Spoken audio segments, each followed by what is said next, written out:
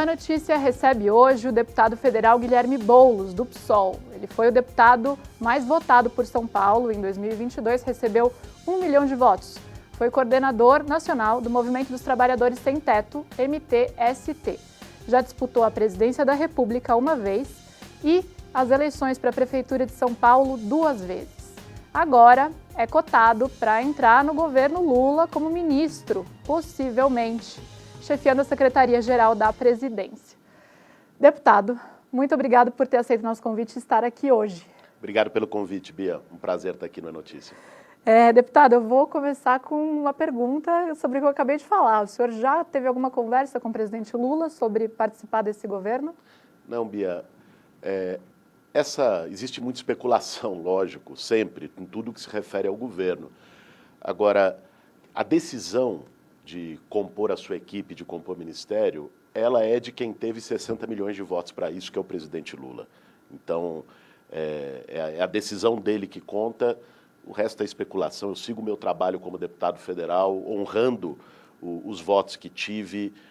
Esses dias mesmo, agora, apresentei um projeto de lei com assinatura de parlamentares de 9 partidos diferentes, para que a gente consiga garantir direitos, uma taxa mínima de remuneração para os entregadores de aplicativo, os motoboys, entregadores que fizeram, inclusive, um break, uma paralisação no Brasil inteiro no início do ano, né? E nós, junto com eles, construímos esse projeto de lei. Realizei uma audiência pública na Câmara também sobre o genocídio absurdo, desumano que nós estamos vendo na Palestina, na faixa de Gaza. Relatei um projeto na Comissão de Desenvolvimento Urbano sobre transparência nos condomínios e tal. Então, sigo minha atividade parlamentar, esse é meu foco nesse momento. A gente vai falar mais, inclusive, desse projeto relacionado aos entregadores, mas se o senhor for chamado nesses próximos meses deste ano ou no ano que vem para integrar o governo, o senhor integraria o governo? Essa é uma decisão do presidente. Eu prefiro não entrar em hipótese, em especulação, até por respeito ao ministro que está lá e aos ministros que estão lá. Eu tenho o maior respeito pelo ministro Márcio Macedo, acredito que faz o seu trabalho de interlocução com a sociedade, com os movimentos sociais. Então, não seria correto da minha parte alimentar esse tipo de hipótese, na medida em que é uma decisão que não depende nem de mim, nem dele, depende do presidente da República, que compõe a sua equipe de acordo com a sua avaliação política. Agora, dentro do partido do senhor, do PSOL, há uma preocupação aí com um cenário em que o senhor venha a não se candidatar, por exemplo, em 2026. Novamente, o senhor é um principal puxador de votos aí do partido, obviamente. O senhor ajudou a costurar esse apoio à frente que elegeu o presidente Lula lá em 2022, né? Em troca disso, não se candidatou ao governo do estado de São Paulo na época, trabalhou na campanha pela eleição do presidente Lula à presidência. Depois o PT não lançou um candidato à prefeitura de São Paulo em 2024, apoiou o nome do senhor. Em 2022 o PSOL não lançou um candidato à presidência da República. Então, assim, há um movimento do senhor costurando dentro do seu partido essa aproximação aí com o presidente Lula, né? Porque o senhor falava muito de uma encruzilhada histórica que a gente vivia naquele momento. Mas há também uma ala do PSOL que defende um distanciamento maior da presidência. Eu queria entender um pouco como o senhor vê esse cenário. O PSOL tem que ir mais ao centro, o governo tem que ir mais à esquerda, o que está acontecendo? Bia, primeiro, em qualquer partido que tenha vida real, que tenha debate, que não seja um partido de cartório, ou um partido de gabinete, ou um partido só de cargos, um partido que faça discussão sobre o país. É para isso que deve servir um partido. Infelizmente, a maioria não cumpre esse papel. Em qualquer partido que faça discussão, tem divergência. É natural. Né? Na esquerda não tem pensamento único, no PSOL não tem pensamento único. É natural que você tenha posições diferentes. Isso não é um problema.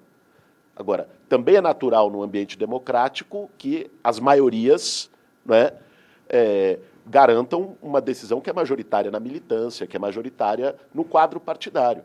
E a decisão majoritária não é uma posição minha apenas, é a posição de 2/3 da militância do PSOL, expresso em congresso do partido, foi de apoiar o presidente Lula, de compor a base do presidente Lula, a nossa bancada, da qual eu fui líder e sou parte, é uma bancada da base de apoio ao governo e, lógico, isso não quer dizer que você não tenha críticas.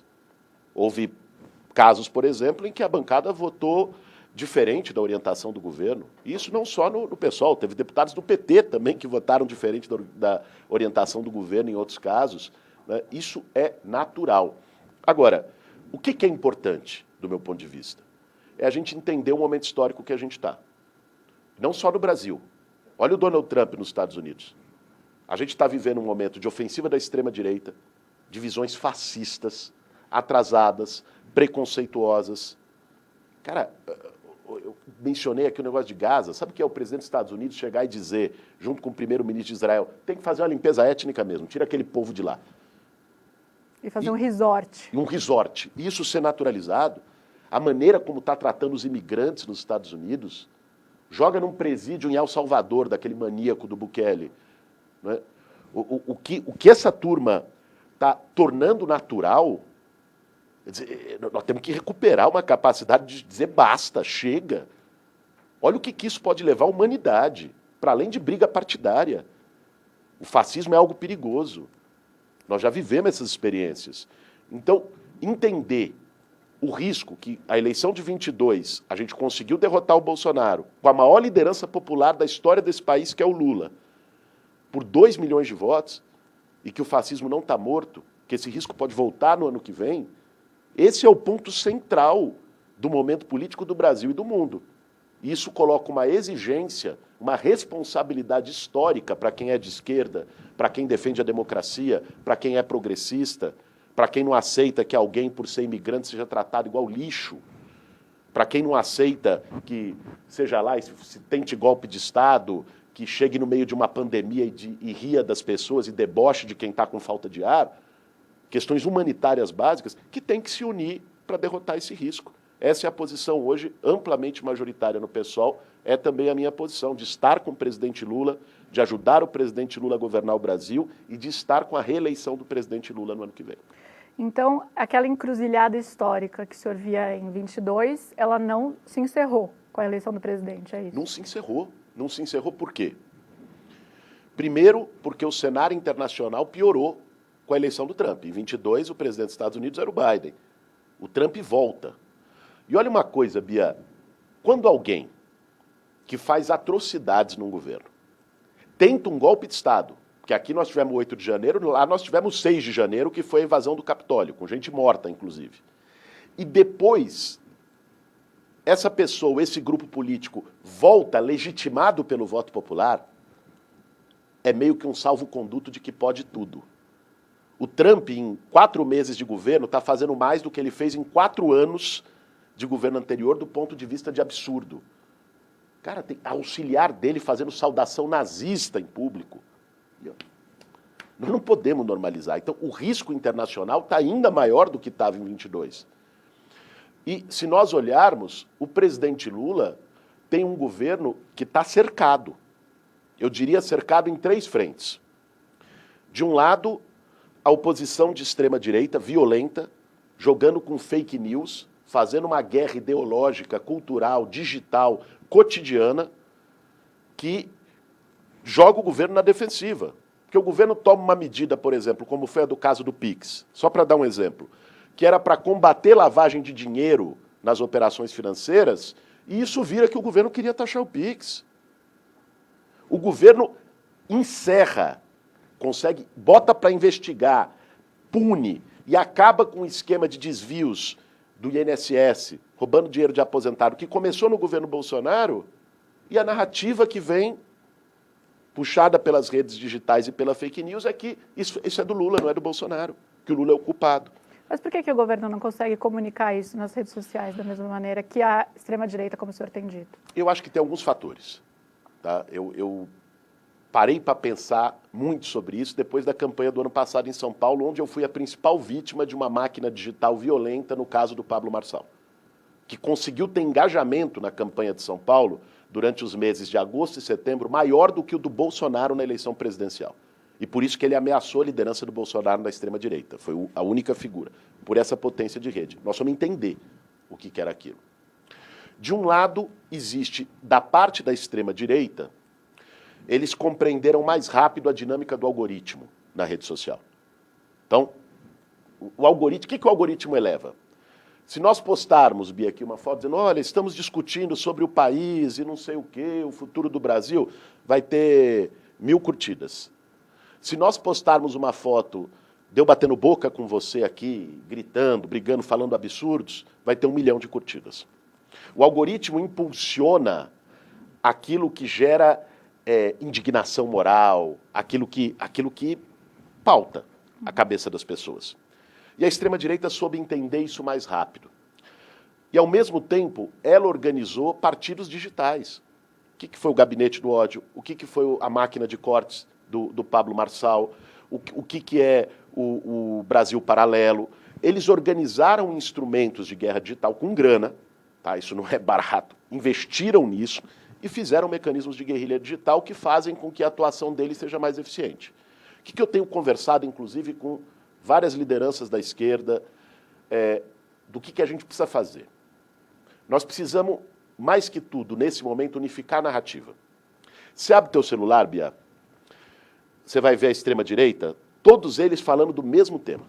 Uhum. Então você pega lá, eles vão dizer que o Lula roubou os velhinhos no INSS?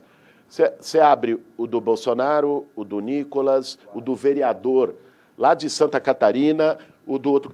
Está todos falando a mesma coisa. Enquanto a esquerda, cada um está falando uma coisa diferente. Então, quem abre o seu feed, ele consegue perceber perfeitamente a narrativa da extrema-direita, mas não consegue entender o que a esquerda quer comunicar. Eu tenho debatido isso da necessidade da gente unificar narrativa na esquerda para enfrentar as batalhas do dia a dia e a batalha do ano que vem. Temos avançado nisso. Eu acho que nós vamos conseguir criar também um ecossistema, assim como eles têm vários, criar um ecossistema nessa direção. Eu acho que esse é um problema, tá, importante da disputa ideológica, da disputa de versões e de narrativas na sociedade. Mas o governo Lula, para além desse cerco, quer dizer, enfrenta uma oposição mais violenta do que enfrentou nos mandatos anteriores, existem outros fatores que criam também uma dificuldade, né? Um deles, eu estou lá no Congresso. A captura do orçamento pelo Congresso, Bia, você sabe, você cobre política, é uma coisa violenta, nunca visto. Nunca visto. Nós estamos falando de 50 bilhões de reais que todos os anos vai para a emenda parlamentar. Sabe quanto era a emenda individual nos governos do Lula, de 2003 até 2010? Estava em torno, no teto, de 4 milhões de reais por deputado e não era impositiva. Ou seja, se o governo quisesse contingenciar, podia. Hoje, só a emenda individual é 38 milhões por deputado e é impositiva. Imagine, são 513 deputados, sem falar dos senadores. E sem falar das emendas de comissão e de bancada. Isso dá 50 bi. Então, esses 50 bi que lá atrás o governo tinha para fazer projetos, para executar sua política, hoje está dividido em política clientelista ali de eleitoral, de vou botar um negocinho aqui, vou resolver uma rua ali, para a base do deputado. O poder público pede capacidade de planejamento. É uma presidência mais enfraquecida, então, comparado com os outros 2 mandatos do presidente Lula. Não é o presidente Lula mais enfraquecido. Ao contrário, o presidente Lula, como uma liderança com tudo o que passou, depois de sofrer um linchamento público com um processo judicial viciado na Lava Jato, voltar à presidência da República, isso é uma demonstração de força fênix. Sim, mas a presidência, né? A instituição presidência da República, desde Eduardo Cunha, que começou com as emendas impositivas, e, sobretudo, com Lira Bolsonaro, que criou o orçamento secreto, porque o Bolsonaro não estava preocupado em governar. O Bolsonaro não tinha projeto de país, vamos falar sério aqui. Porque tem gente de direita que tem projeto de país. Ok. O Bolsonaro estava preocupado em chegar no cercadinho e ficar falando para os dele. Porque o Golden Shower, porque o não sei o que, a vacina, o jacaré. Ele estava preocupado em ser um líder de torcida para organizar a base de direita no país. Isso ele fez. Como ele não estava preocupado em governar, se o orçamento quem definia era o Lira ou era o Paulo Guedes, pouco importava para ele. Só que ele deixou uma herança de ingovernabilidade no Brasil brutal. Qual que é a solução para isso? Eu acredito assim, de um lado, uma reforma política. Nós vamos precisar ter uma reforma política no Brasil, porque está tudo fora da ordem. Quer dizer, vamos ver, o judiciário legisla e toma funções do legislativo, muitas vezes por omissão do legislativo. O legislativo quer ser o executivo, quer executar o orçamento no país.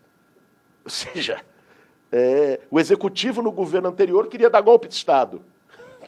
Onde é que nós vamos parar? Nós precisamos fazer um rearranjo institucional no Brasil, isso é uma reforma política. Eu defendo uma reforma política com voto distrital misto e voto em lista. Porque hoje, por que nós temos um centrão com 300 deputados de 500? Veja, porque as pessoas quando vão votar para deputado, eu até desafio, quem está assistindo a gente, muitos nem lembram quem votaram para deputado na última eleição, isso é normal. Sabe por quê? Quando a pessoa vai votar para deputado, ela não vota num projeto. Ela vota no cara que ajudou, o cara que levou ali um benefício. É a emenda parlamentar. Uhum. Então, você cria esse ciclo vicioso que não vai mudar. Se você bota, o que é o voto em lista? Você fala, ó, aqui tem a lista do time do Lula, aqui tem a lista do time do Bolsonaro, você não vai votar no Zé das Couve, você vai votar num projeto. Agora, deputado, uma reforma política não vai acontecer nesse mandato do Lula agora, nesses próximos 1 ano e meio. Tem várias pautas prioritárias aí para esse governo. O que dá para fazer? De agora, o que dá para fazer é o que nós fizemos. Nós entramos, pelo PSOL, com uma ação de inconstitucionalidade no Supremo Tribunal Federal contra o orçamento secreto, foi relatada pelo ministro Flávio Dino, e o ministro Flávio Dino, a partir dessa ação que nós entramos, assinada pelo Dr. Valfrido Vardi, o advogado, me procurou, veio conversar comigo, eu estava em campanha em São Paulo, ele falou, cara, vamos construir isso. Construímos, chamamos a presidente do PSOL, a Paula Corade, falou, vamos construir um negócio. Entramos no Supremo, Flávio Dino acolheu. E colocou regras de transparência.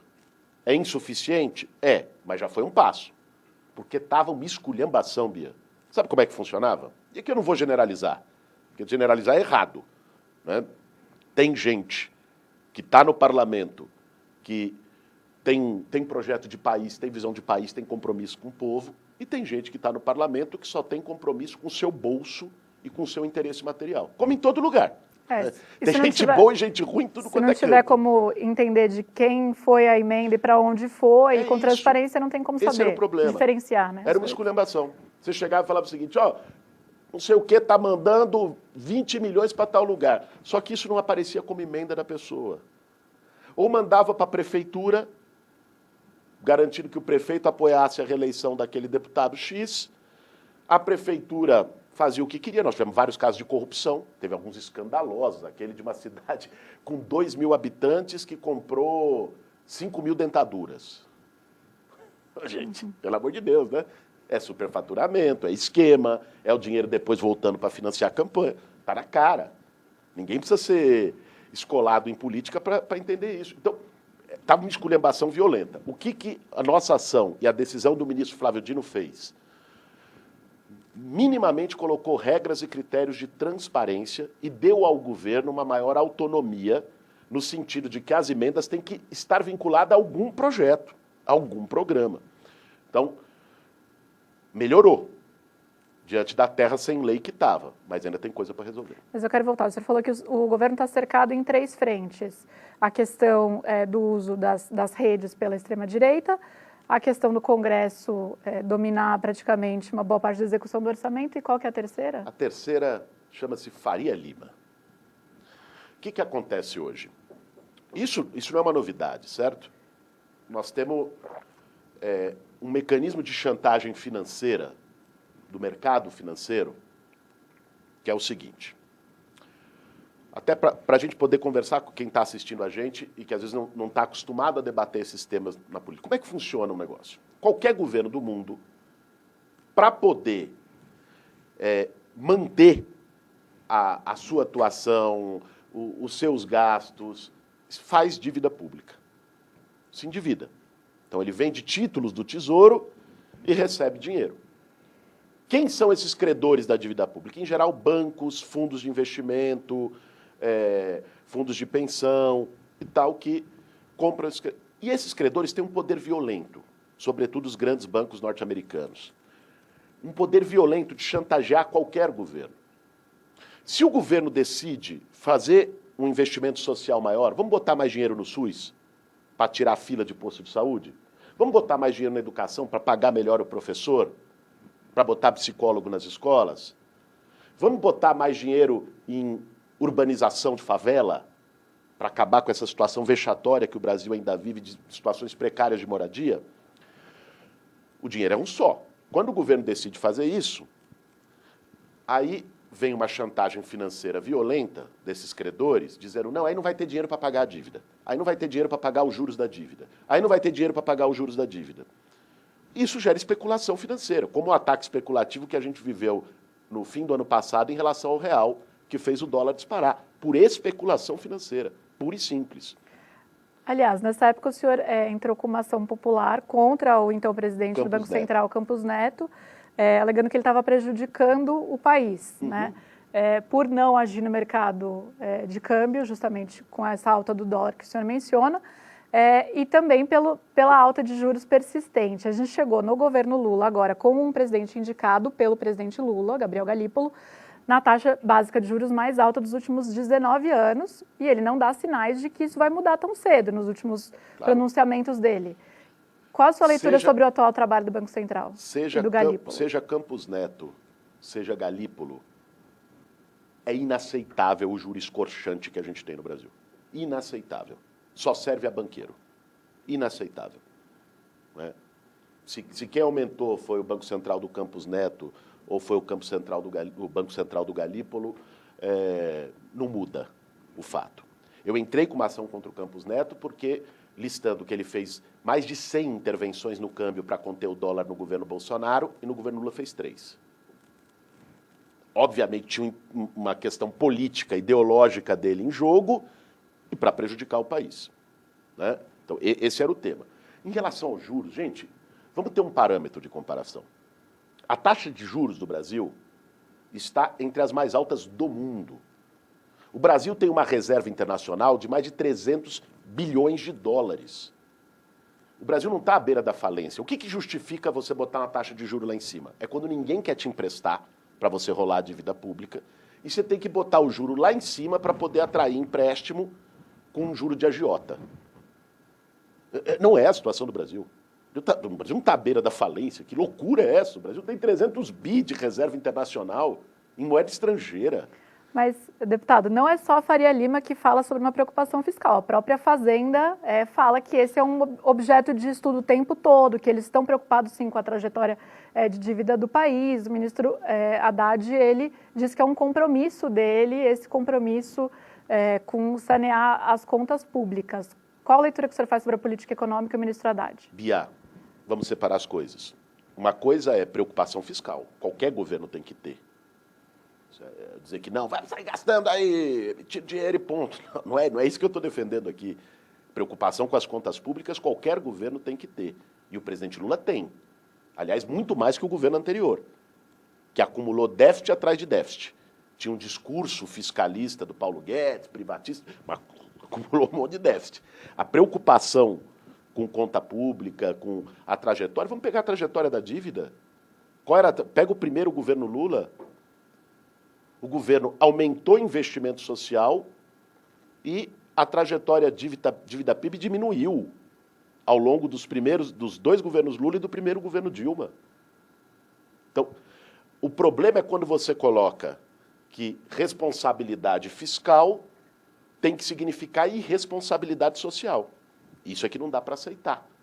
Quando você diz, então, em nome de manter um déficit zero, um equilíbrio total, você vai cortar de todas as áreas sociais e prejudicar o país. E isso não dá para aceitar. Esse é o cerco da Faria Lima. É isso que a Faria Lima tenta impor ao governo. Essa agenda que a Faria Lima tenta impor. E mesmo os esforços fiscais do Fernando Haddad foram considerados pela Faria Lima insuficientes. Tanto é que quando ele anunciou o pacote fiscal, a bolsa caiu, o dólar subiu, disseram que era gastança e não sei o quê. A chantagem da Faria Lima, ela não tem base na economia real. O Brasil está longe de uma situação explosiva do ponto de vista fiscal. Né? Até porque, se você investe mais, isso aumenta o PIB. E aumentando o PIB, né, você gera uma redução proporcional da dívida em relação ao PIB. Existem duas receitas para você conseguir uma economia estável.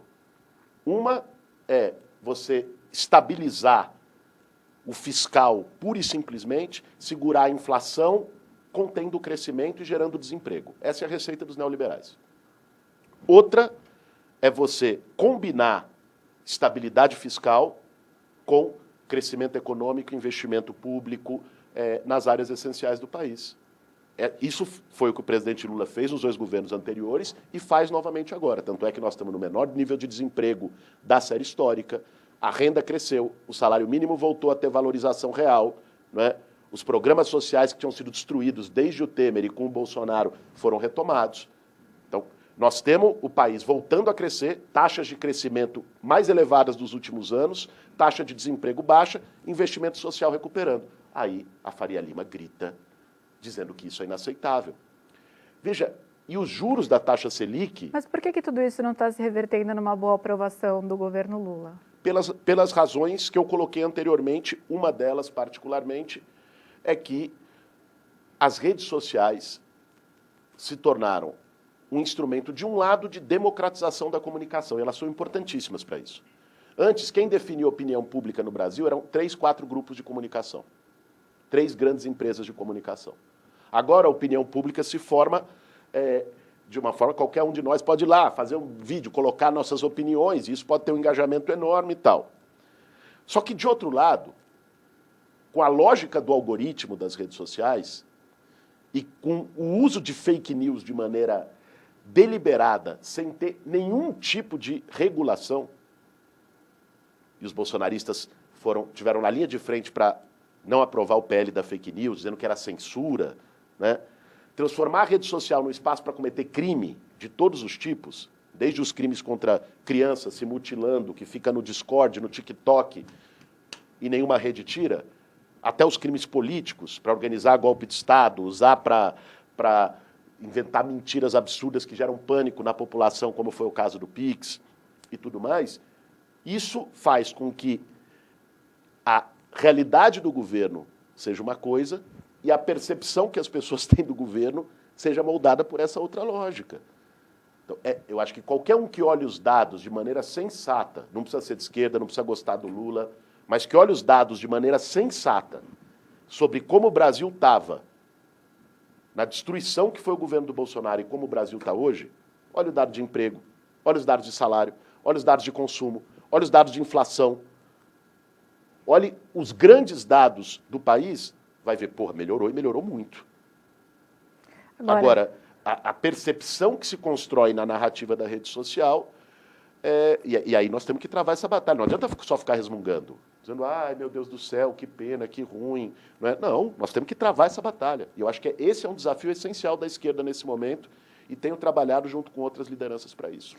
A esquerda, ela está tentando se reorganizar em vários lugares do mundo. O senhor mencionou o momento político mundial depois dessa eleição do Trump nos Estados Unidos e o que isso significa. A gente viu nas eleições municipais aqui uma vitória forte de partidos de direita ou de centro-direita, né? A derrota do senhor em São Paulo para o prefeito Ricardo Nunes, acho que é um dos exemplos desse resultado, mas que a gente viu em todo o país, coisas semelhantes acontecendo. O que o governo precisa fazer? O senhor está falando que o senhor está comprometido com a reeleição do presidente em 2026, que vai trabalhar para isso. O que esse governo precisa fazer, além de comunicação? O senhor está falando de comunicação, redes sociais. Comunicação é uma das questões, lógico. Mas o que mais? O que esse governo precisa fazer e que não está conseguindo ou não conseguiu até agora fazer? Eu acho que já tem caminhado em algumas direções muito importantes.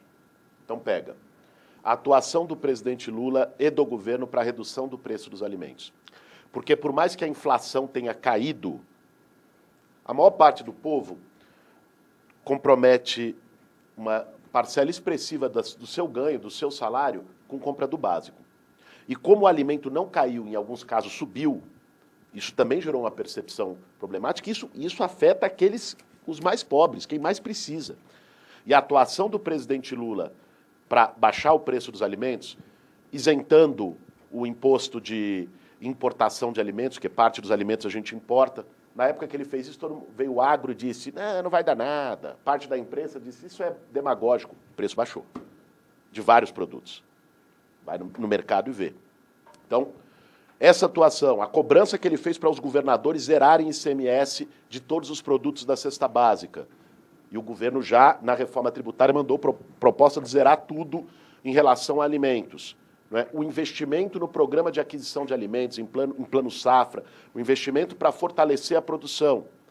Eu tenho feito em São Paulo, junto com o governo, com a Conab, do presidente Lula, um projeto chamado Feiras Solidárias. Até tem a ver com essa coisa das emendas parlamentares. A gente fez até, falou, pô, emenda parlamentar ninguém sabe para onde vai. Eu peguei, acho que foi 5 milhões de emenda parlamentar, 6 milhões.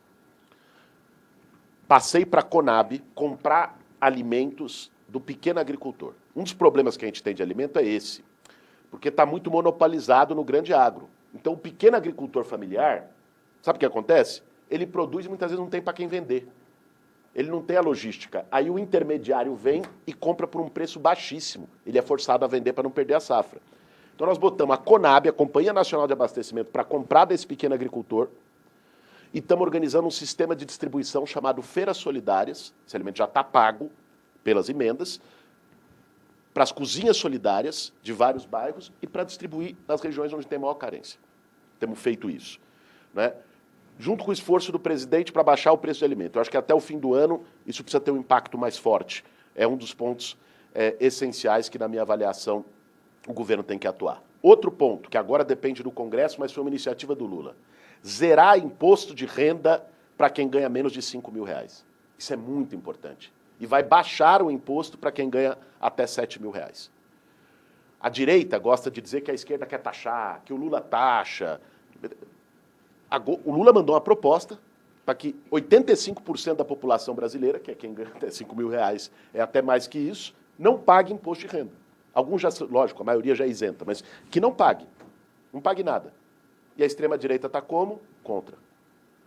E esse projeto é muito pedagógico porque ele debate com a sociedade e debate justiça. Porque como é que vai compensar? Se você deixar de receber de quem ganha até 5 mil, isso vai gerar um rombo. Você precisa compensar de algum lugar.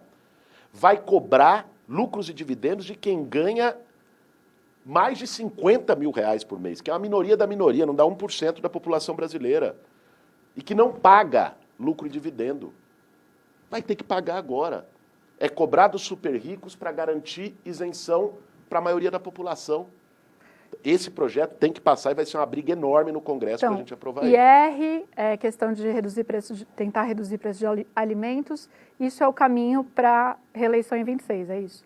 Eu acho que esses pontos são pontos essenciais. Acrescentaria uma outra pauta que o governo encampou, o presidente Lula falou publicamente no 1º de maio, que é enfrentar a escala 6x1. Então, veja, eu acho que aí tem 3 caminhos, para ser mais sucinto. Preço do alimento, para pegar na mesa do trabalhador. Segundo, isenção do imposto de renda. Até para deixar claro para a sociedade quem quer taxar e quem quer tirar. Quem taxa é o Trump. O Lula quer tirar a taxa. Quem taxa é a extrema-direita. O Lula quer tirar a taxa. E a terceira questão é o diálogo com os trabalhadores e com as novas formas de trabalho. A precarização do trabalho aumentou muito no Brasil. Por isso, mesmo o cara que está empregado, ele não está satisfeito. Porque ele trabalha numa escala 6x1. Nossa, 6 dias, cara. Você tem um dia de folga, que às vezes não é nem no final de semana. Quem trabalha num restaurante, final de semana é o maior movimento. Ele vai folgar numa segunda. Pô, não consegue ver a família, não consegue ficar com os filhos, não consegue estudar, não consegue fazer outra coisa. Uma coisa é trabalhar para viver. Isso todo ser humano precisa, desde que o mundo é mundo. Outra coisa é viver para trabalhar. Você só não fazer mais outra coisa. A esquerda foi se afastando desse trabalhador? Eu acho que a esquerda, em alguns momentos, perdeu conexão com as novas formas de trabalho precarizadas, né? Com aqueles que se consideram empreendedores, ou aqueles que são mesmo, quem tem um pequeno negócio, um pequeno comércio ali a boleira que vende, a manicure que abre na garagem de casa da periferia, o cara que estoca produto do Mercado Livre para vender na internet. E a esquerda precisa reconectar. O projeto de lei que eu fiz, junto com deputados de 9 partidos, para garantir uma remuneração mínima para os entregadores de aplicativo, como várias categorias têm piso mínimo.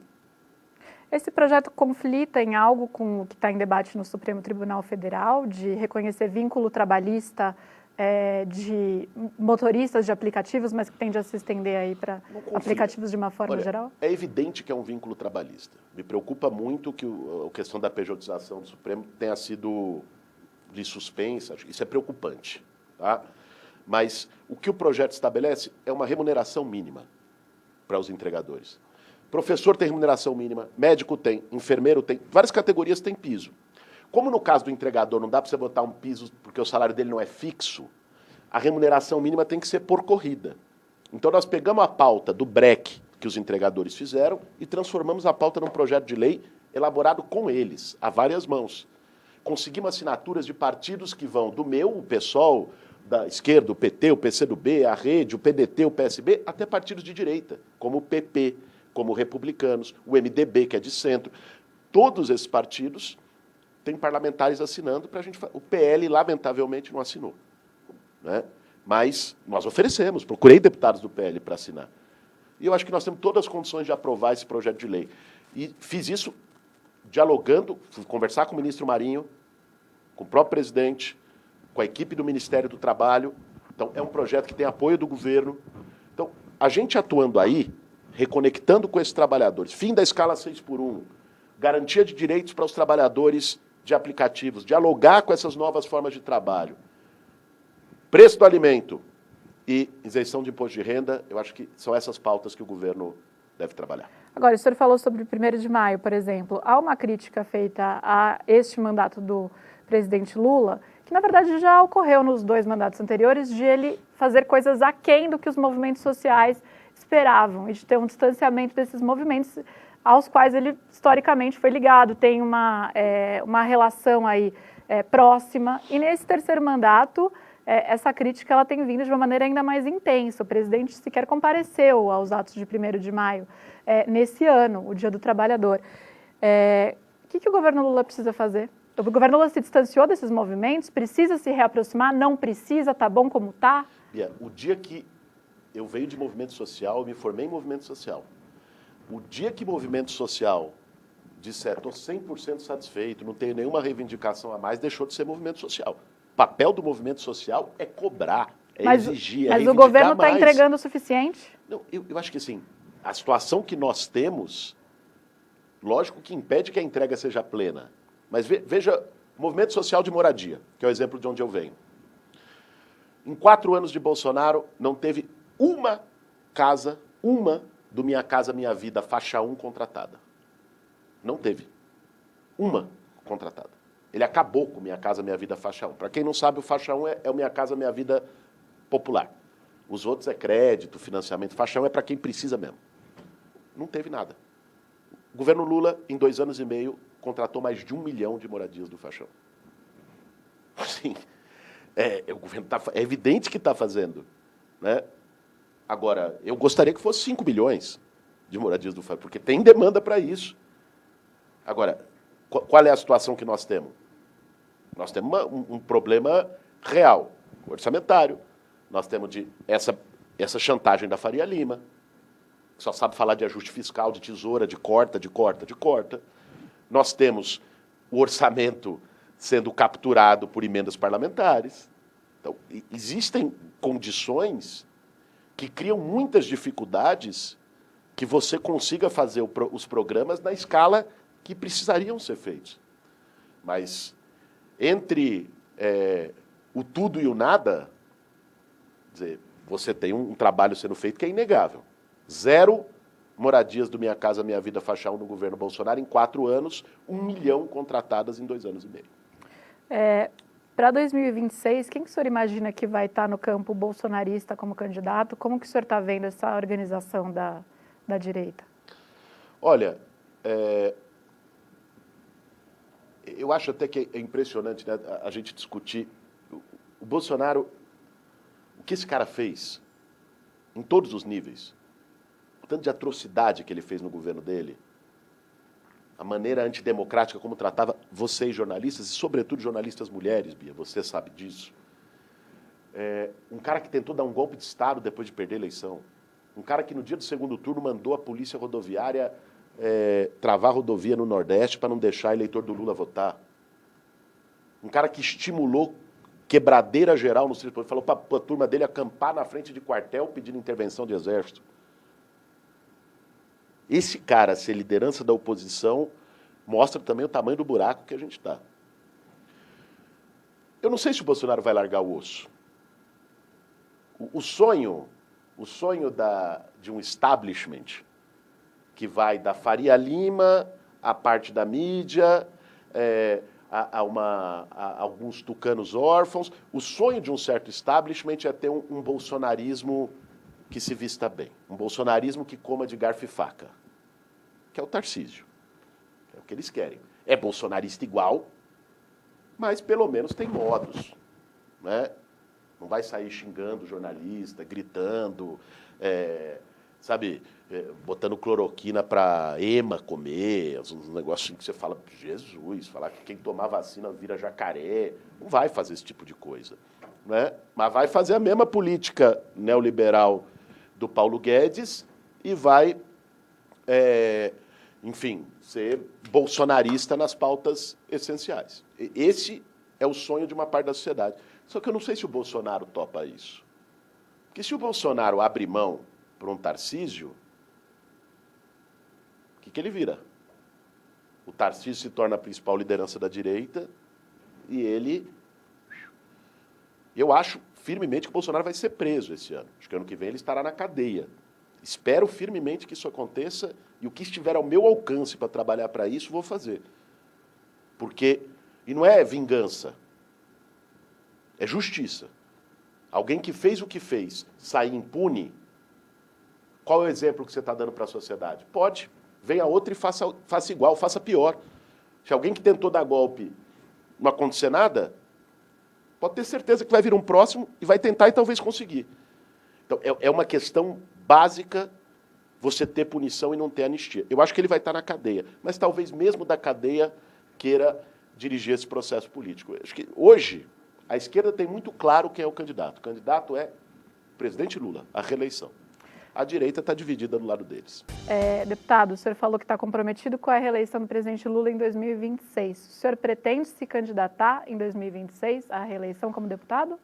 Olha, a princípio, essa é uma perspectiva.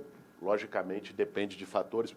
Tem uma possibilidade também ao Senado. Tem que analisar como é que vai estar a circunstância política em São Paulo. Como deputado, tive 1 milhão de votos na eleição passada, ajudei a bancada de esquerda a crescer, porque pelo quociente eleitoral você puxa outros deputados com uma votação como essa. Nós estamos tendo agora também vendo o crescimento, particularmente em São Paulo, do campo da esquerda, da deputada Erika Hilton, que está fazendo um mandato incrível, minha companheira de partido, de luta, que eu acho que vai crescer bastante de votação também, vai ajudar. E temos que olhar, nós temos uma guerra hoje pelo Senado também muito forte do bolsonarismo, né? Eles estão travando isso como questão estratégica para poder emparedar o Supremo Tribunal Federal. Então nós temos que olhar também com muito cuidado e responsabilidade a situação do Senado. Mas se o presidente Lula quiser o senhor em alguma outra posição, o senhor abriria a mão de se candidatar à Câmara ou ao Senado? Olha, hipótese. Você sabe que tem um filósofo alemão que quando perguntaram para ele uma coisa, se não sei o que acontecesse, o que você faria? Ele deu a resposta, ele falou, olha, se minha tia tivesse rodas, ela seria um ônibus. Como minha tia não tem rodas, ela é minha tia. Então, eu prefiro, Bia, trabalhar com os fatos. Os fatos hoje, sou deputado federal, sigo sendo e vou definir conjuntamente com o meu partido, com os meus companheiros e com a esquerda, e dialogando, lógico, sempre com o presidente Lula, que é o capitão desse time, né? O centro do nosso esforço para reeleger e derrotar a extrema-direita, qual o papel eleitoral que eu possa cumprir no ano que vem. Em 26, o senhor acredita que o presidente precisa de uma base, uma frente tão grande como a que ele precisou em 22, ou não, de partidos? Eu acho que a frente de 22 é um bom parâmetro. E aí você vê, eu vejo às vezes gente dizendo, mas, gente, se União Brasil não pode não estar com o Lula. União Brasil não estava com o Lula em 22. Vários partidos que hoje estão no governo não estiveram com o presidente em 22. É lógico que o esforço é para que possam estar em 26. Mas isso que vai dizer a articulação política, a decisão também desses partidos em relação aos seus projetos, muitos deles com muitas diferenças regionais. Tem alguns partidos que a gente brinca, é igual a Coreia, tem do Sul e tem do Norte. Né? Então, tem um determinado partido, no Norte o partido é lulista, no Sul é bolsonarista. Que o União Brasil, apesar do União do nome, é um belo exemplo, né? Então, isso depende muito da condição de cada partido, da articulação que o governo vai fazer. Acho que a ministra Gleisi está fazendo um trabalho extraordinário na articulação política. Né? Foi muito criticada, né? Dizia, a Gleisi é radical, não vai... Gleisi, você pega, eu estou como deputado, ando no Congresso, converso com os líderes. Dizer, então, existe uma compreensão da importância do trabalho que ela tem feito e acho que ela vai também poder contribuir muito no trabalho da montagem da frente. Vez ou outra se ventila na imprensa a possibilidade do senhor sair do PSOL e ir para o PT, isso está no horizonte do senhor? Não, isso não está colocado. Tá. Nessa semana, a ministra Marina Silva, ela foi ofendida durante uma sessão no Congresso, que revela um ambiente que a gente já sabe que é machista no Congresso Nacional, mas também o descaso com o meio ambiente e a questão climática por parte da maioria dos parlamentares que a gente tem hoje lá. Qual a posição do senhor sobre a exploração de petróleo na Foz do Amazonas?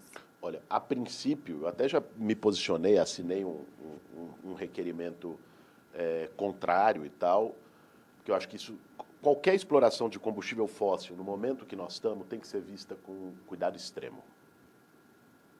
Eu entendo perfeitamente a posição de quem diz, pô, mas quem produziu tudo isso foi o Norte Global, né, que é o responsável por a enorme maioria das emissões de carbono no mundo, e o Sul Global precisa se desenvolver, precisa crescer. Né? É uma posição que tem razão histórica de ser. Mas hoje, sim, nós estamos todo mundo no mesmo barco, e o barco corre risco de afundar. Nós estamos a situação da crise climática não é para os nossos netos mais, é para agora. E ela começa a se expressar nos fenômenos extremos, o que a gente viu no Rio Grande do Sul, né? Secas brutais que geram incêndios florestais. Então, ter a responsabilidade em reverter as mudanças, em mitigar e reverter as mudanças climáticas é uma responsabilidade da humanidade. Mas o governo Lula te parece comprometido com essa causa? A ministra muitas vezes fica isolada nessa defesa. Acho que o governo Lula é extremamente comprometido nessa causa. A ministra Marina Silva é ministra do presidente Lula, foi indicada por ele. O Lula podia ter indicado o Ricardo Salles, como o Bolsonaro fez. Mas não, ele indicou a Marina Silva. Isso é a maior expressão do comprometimento do presidente, do governo. Vai sediar a COP esse ano em Belém. A própria ministra Marina anunciou faz 1 ou 2 semanas a redução brutal dos índices de desmatamento em todos os biomas. Pela primeira vez caiu em todos os biomas a devastação do desmatamento. Isso é a expressão de uma política de governo, não a política de um ministério só. Né? E de um ministério que está legitimado e autorizado pelo presidente da República. Eu acho errado, às vezes, essa visão que se constrói de que a Marina tem preocupação com o meio ambiente, como tem, é um grande símbolo, mas o governo e o Lula não têm. Isso não é verdade. O próprio fato da Marina ser ministra do presidente Lula é a expressão do quanto essa pauta é importante para o presidente e para o governo. Uma outra pauta que envolve governo e Congresso. A oposição vai ser bem sucedida na tentativa de instalar uma CPI do INSS? Olha, primeiro acho que a gente tem que colocar as coisas no devido lugar, né? O escândalo do INSS começa em 2019. As cobranças indevidas. Até antes, né? Indicam que pode ter começado ali no governo do presidente Michel Temer, né? Mas a autorização para o que a CGU levantou até agora, eu li os relatórios, vi as coisas, começa em 2019. O presidente era o Bolsonaro. O tal do careca do INSS deu dinheiro para a campanha do Bolsonaro. Associações lobistas, pilantras, que roubavam dinheiro dos velhinhos, deram dinheiro para a campanha do Onyx Lorenzoni, que foi ministro da Previdência do Bolsonaro. Deram dinheiro para a campanha do Oliveira, que foi ministro da Previdência do Bolsonaro. Essa investigação foi feita no governo Lula. presidente Lula, no primeiro ano que entrou, em 2023, determinou que a CGU fizesse a investigação. A investigação demorou. Polícia Federal, você tem que colher prova, não sei o quê. Demorou um ano e meio para conseguir fazer a operação policial e desbaratar o esquema todo. E os bolsonaristas têm a pachorra de dizer que foi o Lula. É uma coisa que não cola. Se a investigação está sendo feita pela CGU, se a investigação está sendo feita pela Polícia Federal, o que eles querem com essa CPI? Eu acho que é isso que a gente tem que trazer. Querem fazer palco de politicagem para fake news. Ou alguém acha que o Nicolas Ferreira tem melhores condições de investigar que a Polícia Federal do Brasil. Ou alguém acha que aquele estúpido da SWAT que ofendeu a Marina esses dias também, esqueci o nome dele lá, Rogério, não sei o quê, o senador Rogério, né, tem melhores condições de investigar que a Controladoria Geral da União. O que essa gente quer? Quer investigar de verdade? Não. Quer fazer palco para politicagem e fake news. Né? Então, nesse sentido, por isso que a orientação... Para quê? Já está sendo investigado. Você cria CPI quando não tem investigação. Por que criou a CPI da Covid? Porque o governo Bolsonaro não deixava investigar. Aí teve que investigar pelo Congresso. A Polícia Federal, lá, a BIM, estava com ramagem. Então, mas se for criada, atrapalha o governo, né? Porque atrapalha até em agenda no Congresso. Se for criada, o meu foco, e eu acho que o foco do governo também é discutir isenção de imposto de renda, é baixar o preço do alimento, é terminar com a escala 6x1. Essa tem que ser a pauta do Congresso. Agora, se for criada, o governo tem que trabalhar, a articulação política certamente trabalhará aí a base para que não seja presidida e relatada por bolsonaristas que só querem fazer lacração para a internet. Deputado, quando se fala sobre a esquerda tentando se reorganizar, entender como vencer a extrema-direita diante desses mecanismos de redes sociais, etc., é natural se falar em sucessores, né? O Mujica falava muito em criar sucessores e nas lideranças jovens. Saudoso Mujica. O senhor se vê como um herdeiro aí dessa esquerda na política nacional, um herdeiro do capital político do presidente Lula? O senhor se vê como um sucessor dessas lideranças de esquerda, dessa liderança de esquerda que a gente tem, que é o presidente Lula? Primeiro, seria muita arrogância a qualquer um se colocar nesse lugar. Né? O presidente Lula é a maior liderança política que o Brasil produziu. Maior liderança popular, com conexão com o povo. Tem gente que não é de esquerda, mas que gosta do presidente Lula. Então, o esforço neste momento é para que o presidente Lula possa fazer um 4º mandato, livrar o Brasil da extrema-direita, e certamente a esquerda tem grandes nomes, não um só, não só 2, tem grandes nomes, né? com condição de o presidente Lula, estando fora da cédula futuramente, de levar adiante essa bandeira e este legado, levar adiante as ideias, as propostas, os sonhos que a esquerda representa, de uma sociedade mais justa, de uma sociedade mais solidária, do enfrentamento à crise climática, de recuperar os valores éticos mais elementares que hoje parece que se perderam no meio dessa loucura que é o fascismo. Então, eu acho que existem nomes, existem movimentos, existem trajetórias coletivas que constroem isso. Mas, neste momento, sucessão ou herança se diz de quem não está mais aqui. O presidente Lula não só está aqui, é presidente da República e vamos trabalhar para que seja de novo no ano que vem. Deputado, muito obrigada por essa entrevista. Infelizmente, nosso tempo acabou. Vou esperar o senhor novamente aqui ainda nesse ano, espero, hein? Com certeza, Tá bem? Muito obrigada. E obrigada a você que nos acompanhou pela audiência. A Notícia volta na semana que vem. Até lá!